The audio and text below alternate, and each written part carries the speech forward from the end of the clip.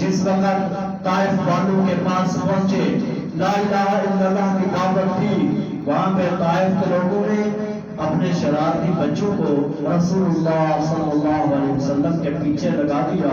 وہ آپ کو زخمی کر رہے تھے، آپ کو اذیتیں دے رہے تھے، آپ کو تکلیفیں دے رہے تھے، تو اتنی تکلیفیں دی حتیٰ کہ رسول اللہ صلی اللہ علیہ وسلم ایک مرتبہ ہمارے آقا و مولا نڈھال ہو کر کے زمین کے اوپر گر پڑے تھے، زمین کے اوپر گر پڑے۔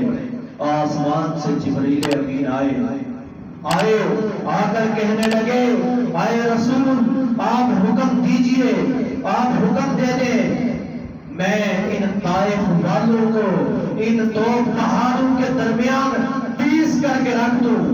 رسول اللہ صلی اللہ علیہ وسلم کا اخلاق دیکھیں، آپ کا کردار دیکھیں۔ رسول اللہ صلی اللہ علیہ وسلم نے یہ نہیں فرمایا میرے اوپر انہوں نے ظلم کیے ہیں، چلو ان کو ان کا بدلہ تو دے دیا جائے۔ رسول اللہ صلی اللہ علیہ وسلم اپنی امت کے لیے کیسے ہمدرد تھے، کیسے لوگوں کا، کافروں کا خیال رکھنے والے تھے، کیسے اپنے دشمنوں کی ہم نوائی کرنے والے تھے۔ دعا کرنا شروع کر دی، جبرائیل سامنے کھڑے ہیں، اے رسول آپ حکم دیں ہم ان کے اوپر پہاڑ کو گرا دیں۔ پہاڑ کو جبرائیل نے اٹھایا ہوا تھا، ایک روایت میں ہے جبرائیل نے پہاڑ کو ہاتھ میں اٹھایا ہوا تھا اور کافروں کی طائف کی بستی کے اوپر کیا ہوا تھا۔ اے رسول آپ حکم دے دیں میں اس پہاڑ کو ان کے اوپر گرا کے ان کو ختم کر دوں، ان کا نام ختم کر دوں۔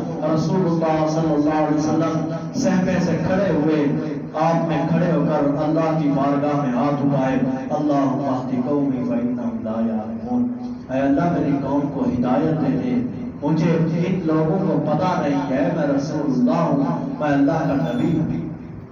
ہمارے نبی تو ایسے اعلیٰ اخلاق والے تھے، ایسے اعلیٰ کردار والے تھے